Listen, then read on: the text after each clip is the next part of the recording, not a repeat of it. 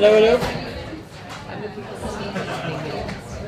Thank you very, very much for coming today. On behalf of myself and Sonia, our speaker later. So this wasn't really supposed to be much of a thing.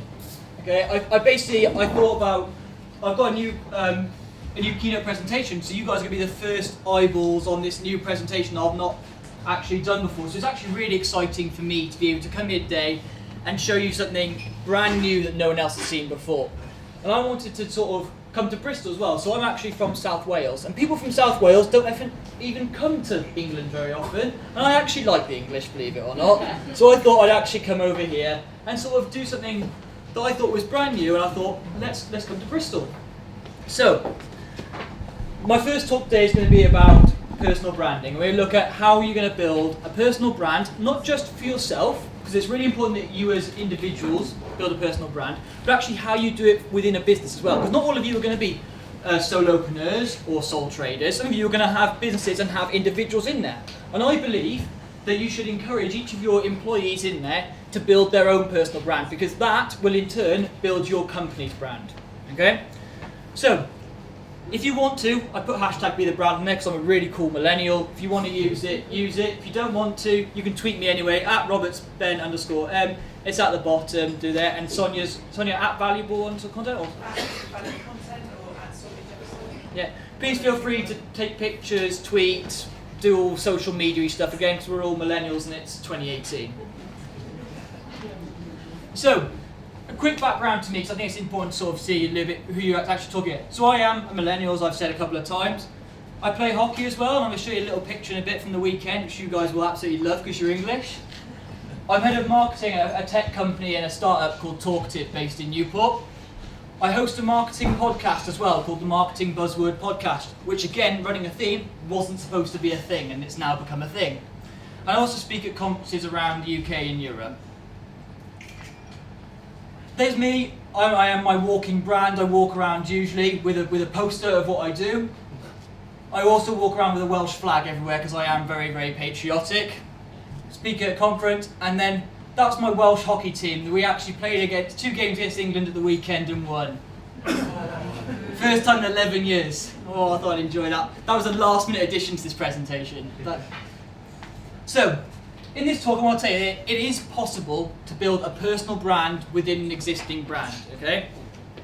It is entirely possible for you to, as an individual, you don't have to be at the top of an organisation. You can be a middle manager, you can be at the bottom. It doesn't matter where you are able to build a personal brand, okay? So don't think that it's above you and you have to be anything special to build a personal brand.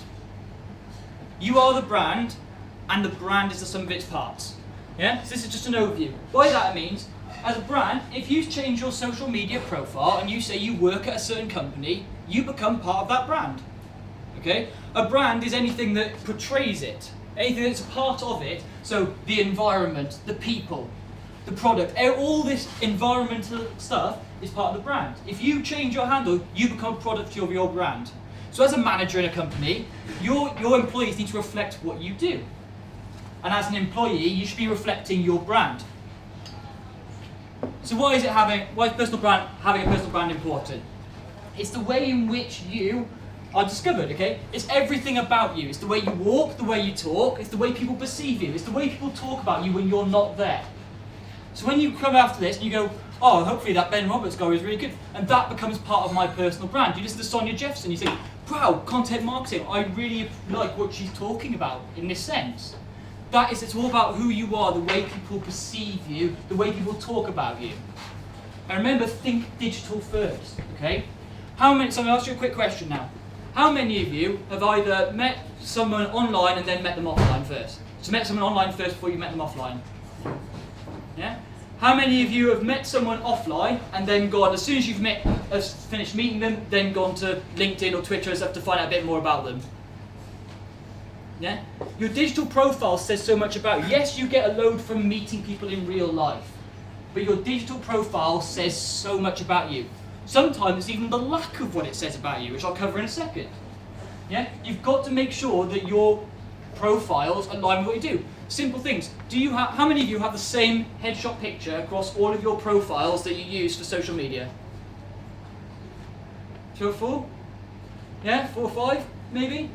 Think about that. If people want to connect with you on LinkedIn and then they see you up on Twitter, they'll recognise you're the same people. If they do, what is your personal brand? How do people come to know you? If you're fun, be fun. Saying nothing says a lot. Yeah, how many of you still have an egg as your Twitter profiles? Oh, that's good. No eggs. Saying nothing says as much as saying a lot, okay? If people go, let me say, we talked about digital first. When you go there and you haven't posted anything on a while, so you're going out there, you're saying you're marketers, or you're saying you want to go into marketing. You say you run an agency, you're a recruiter, whatever it is. But if your profile doesn't say that, what does it say about you? Do you not care about your personal brand? Do you not care about how people are going to find you? Yeah, this is how people find you. It's 2018, we're in a modern world. Your digital profile is as important as you going out there. So you're coming out there, you're meeting all these brilliant people face to face.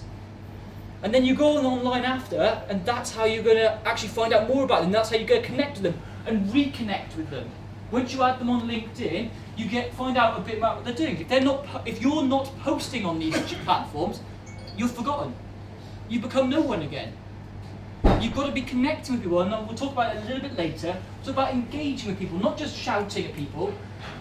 Platforms like Twitter are conversational platforms. Every single social media platform is a conversational platform and not a shouty platform. Stop shouting at people and start talking to people. That is a personal brand. If you want to have conversations, that is your personal brand.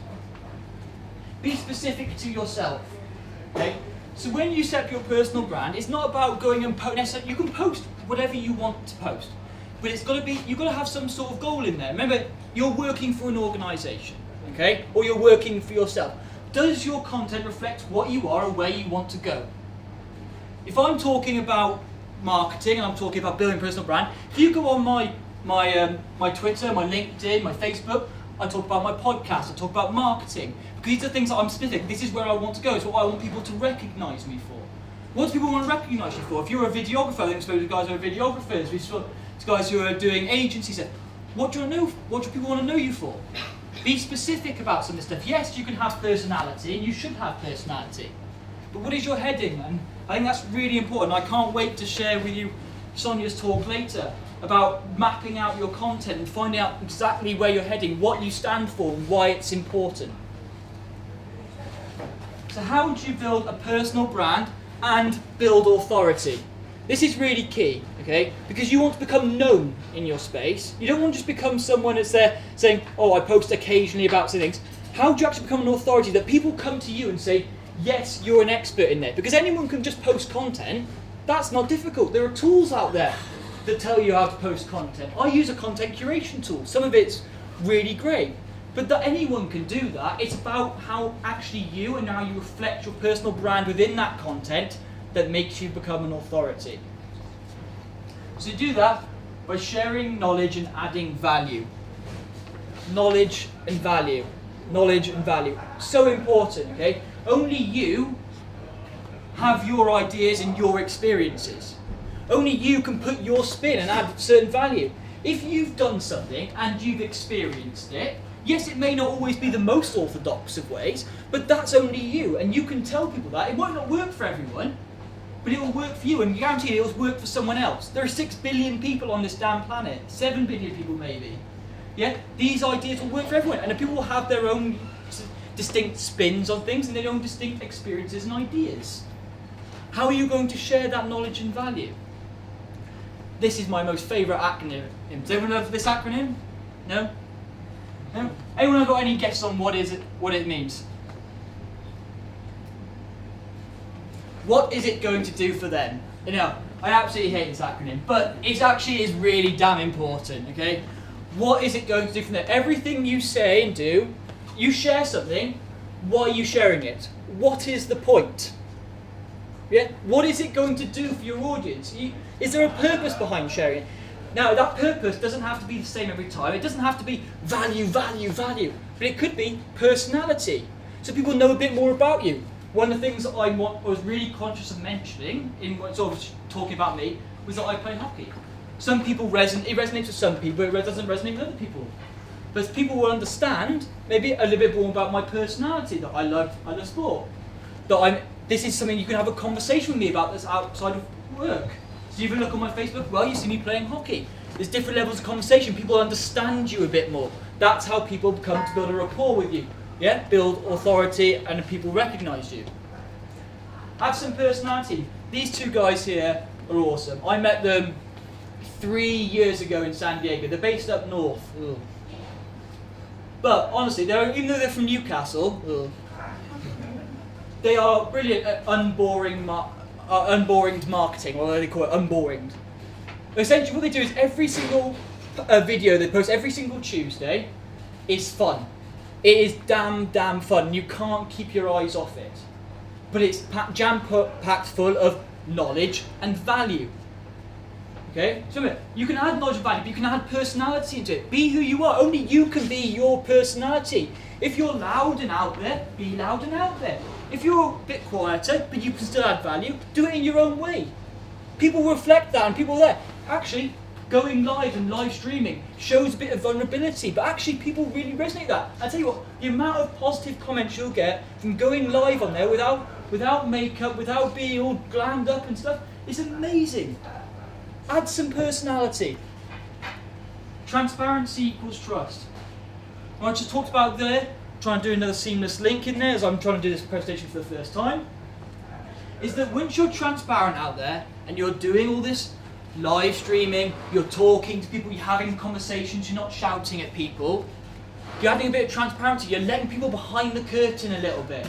That builds trust. The more people know about you, the more people like you, they know you, they trust you. So pull back that curtain a little bit on your life. Yes, you may be having a shit day. Let people know you've had a shit day, because I'll tell you what, which damn of you haven't had a shit day? No? I've had a shit day. No, but every single person's had a shit day. Yeah? There's nothing wrong with that. There's nothing wrong with having a crap day, because that builds trust, because people go, look, he's not the perfect picture anymore. I'm fed up of social media where people will see, oh, it's all this glam, it's all perfect, hair's never moved. Yeah? That's not business. That's not waking up at 4 in the morning because you've got deadlines, or going to bed at 4 in the morning because you've got deadlines. Yeah? That's what actually builds trust and authority, because you're sharing knowledge, you're sharing value, you're pulling back the curtain, you're having personality, you're being transparent, you're building trust. This is hopefully a thread that you're starting to see as I'm building through this talk. Now, this is part of the real crux of what I really want to get across to you guys, is align yourself with something you can stand for, or I'll hang your hat on, whichever way you prefer. Yeah? You've got to align yourself, whether it's a buzzword, a phrase, a topic. So I'm going to point out John Asperian over there. John, give us a wave. John has put himself out there as a relentlessly helpful copywriter. And he specialises on LinkedIn, and honestly, follow this guy on LinkedIn. Seriously. If you want help with your LinkedIn profile, John is the man. Virtual fist bump. But seriously, what can you say? How can you add value to people? Yeah. What do people want to know you for? So they want to know people know John for being the relentlessly helpful copywriter. Do people know Sonia for being amazing with content marketing? Hopefully, people know me now for dissecting marketing buzzwords, as I do every single week, twice a week on my podcast. This is what I want people to know me for. What do you want people to know you for? What do you want people to know your agency for? What do they want people to know you as an individual for? If you're great at content marketing, you're great at building connections, you're great at videos, why don't you talk about this? Not just about your brand or exactly your content, but about the topics in general. Are you helping other people? Are you showing pulling back the curtain again and showing people how you actually make it? The hard days, the good days. Show it all. Become synonymous. So sorry if you guys can't see it, I wasn't sure how the screen would work. But I really want you to become synonymous. Yeah? I mean, when people think of a certain thing, you want to be the first on lips. It doesn't have to be to absolutely everyone. I'm not talking millions and millions of people necessarily knowing you're that person. You only have to be remembered to a few. Yeah, but become synonymous with that thing. Yeah, creatives, because you were creatives, right? Yeah, become synonymous with creatives. That's what you want to do. You want to talk about the creative industry. You want to talk about the tough times, the bad times, how you actually make things, the intricacies. Yeah, the amount of time it takes to do all the detailing. That's how you become synonymous. People know you as the creative person. I want you to fill in the blank on this one. Anyone got any ideas? Shout it out. Right. No? Be the expert. Close enough. Share I like your that. opinions on. Drill deeper. Yeah, and it's an interesting. Well, we need to drill deeper. There's a term called T-shaped marketer. Okay, and essentially the way you look at that is you've got broadness across the top. What you actually do is you want to go deeper on a certain topic. Yeah. So think about what you're doing. So if you're talking about content, you're talking about recruiting, you're talking about creating videos, documentaries, whatever it is, drill deeper. Find your own little niche. Find something that only you can talk about. Drill deeper. Deeper, deeper. That's how you become known. Yeah. Anyone can write a 5 top tips about marketing. Yeah. How many of you reckon you could put 5 top tips about marketing together? Oh, come on, more of you can put it in. Yeah. Yeah. But how many of you could put in 5 ways to really maximise your programmatic marketing techniques? Anyone? No? But if you're interested in programmatic marketing, that's a lot better. Yeah? If you create longer form content, that resonates more with people because it shows authority. Go deeper. Yeah? So don't stop creating these 400 word articles. Create 1400 word article. And I'm not talking about adding loads of fluff into there. Drill deeper. Add the value and the knowledge that only you have in your industry. Yes, come up with ideas from other people. Yeah? Because I tell you what, there's rarely a new idea in the world anymore. But you can find your own slant on things. Yeah? Drill deeper. Only you can offer your own insight. Remember that. Yeah? When you're struggling, only you may have this insight. And actually think about it. What is it going to do for them? What steps are you going to take to get to your end goal? So we talked about earlier about actually what is your heading. So why are you creating a personal brand? Yeah? Think long term, think chess. It's a strategy game. Everyone's trying to build their personal brands. They compete. How many of you got competitors in your marketplace? What, some of you not got competitors? Yeah? And what's your own goal? Do you want to be bigger than these competitors? Do you want to catch up with these competitors? Do you want to become a recognised authority? How are you going to do that? It doesn't just take a couple of posts and you're not going to become a recognised authority. You've got to think a year, 2 years, 3 years. It takes damn time. If you haven't become an authority in 2 years' time, then you maybe start thinking about, okay, what I'm doing, is it working and stuff. Yeah? But you've got to keep adding, things keep changing over time. It takes a while to find your voice, and I'll cover that in a bit. This guy, Shep Hyken. I met him out in America a few years ago, and he is amazing. If you're into customer service, check out this guy.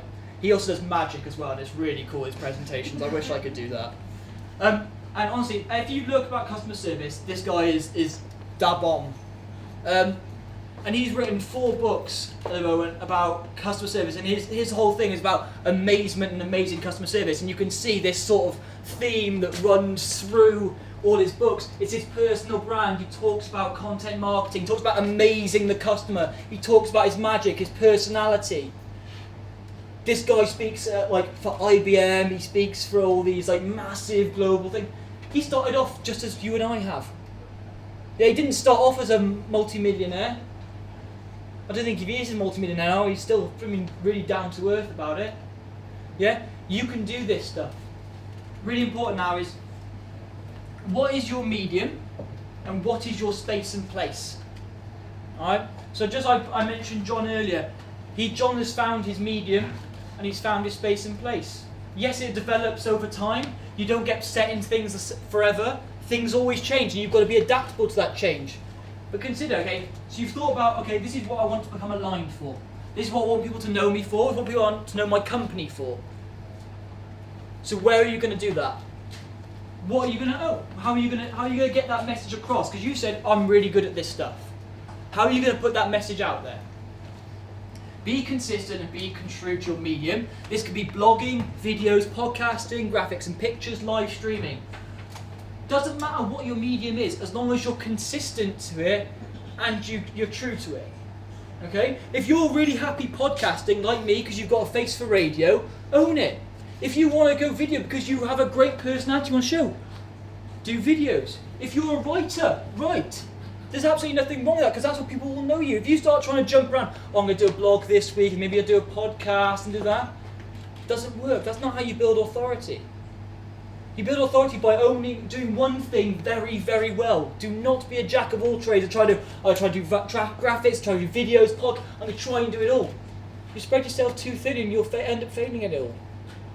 Focus on one thing and do it damn well. Once you've got as good as you can, you're content with that, then think about maybe doing something else after that. But if you can't own one thing properly, then you're not going to build authority. This is me again. Podcasting, a lot of things I do. I take pictures of my podcasts. That's how my personal brand, this is what I'm known for. That's my medium that I'm owning. I'm trying to own my space. So people come to know me as a guy who has a podcast about marketing buzzwords. This is what I'm doing on a daily basis. But it's not just me. This isn't my full-time job. I'm head of marketing for a tech company. And I've got to make sure that everything is aligned. So it is possible to have this personal brand whilst working for a company. Be consistent, be true to your space and place. So we talked about your medium, podcasting, videos, whatever it is. Also, you've got to do it to your space and place. So is it going to be on Facebook, LinkedIn, Twitter? Is it just on your own website? It doesn't matter necessarily what it is. Yes, certain ones will have certain benefits over others, and that's not what this talk is necessarily about. It's about trying to give you guys ideas and inspiration to find out what your space and your place is. If you're active on Twitter, you love tweeting, you love the speed of it, go own Twitter. So microblog on Twitter, to post videos on Twitter. If you love live streaming, decide what platform you want. Do you want to do Facebook? Do you want to set up your own group on there and really buy everyone into your Facebook group? Have a think about it. It's okay to pivot. Yeah? You don't have to do the same thing forever. Times change, people change. Technology changes at an ridiculously fast rate. Yeah? Those who get stuck doing the same thing will get left behind. And I've seen so many people, even in the last 3 or 4 years, that became an expert on one thing, they didn't pivot, and now I've lost them to the ether. I can't even find them anymore. Yeah? It's okay to pivot and change. So long as you're not doing it all the time. You're not chopping and choosing. Okay? So you find that, sorry, I didn't realise the screen was sort of so low for everyone. As long as you're not chopping and changing. Okay? So you're allowed to move. Yeah, so if you do podcasting for a while, you decide actually after a year and a half, 2 years, you've tried it, and it's not working for you, or podcasting is not what it was for you, you don't enjoy it anymore, it's okay to move to video. It's okay if you started writing about technical copy, and then you want to move over to creative copy. You're not going bam, bam, bam, but you're just moving over slowly. And people, as long as you recognise that, and people appreciate that, that's fine. If you move from one type of video to another type of video, that's okay. That's okay. Just don't chop and change it. Don't float like the wind. And this is something I think some people will agree with me and some people will disagree with me. I don't believe that consistency is king. I believe it's core. Okay? A lot of people will tell you consistency is king. By that, they mean that if you're not consistent, you're going to fail. I don't believe that. I believe it's right at the core of things. So, not king. I believe that adding value and a purpose is king. Core, by that I mean, is everything runs from an apple through its centre. Without a strong core, you can't build anything decent around it. It'll all fall off and fall apart. The stronger you build your core, the more consistent you are, the better you'll be. Yet, if you miss 1 week of video, yes, you will damage some of your thing, but your personal brand isn't going to fall apart overnight. But you have to be, in order to be great, in order to be an authority, you have to be consistent. It's at the core of what you do, and I believe that. But I don't believe it's king. I believe your customer is king, adding value, and actually your experiences and knowledge is king. That is what people care for you. People don't care necessarily about the consistency. They want to see consistency because they want to know they can trust you.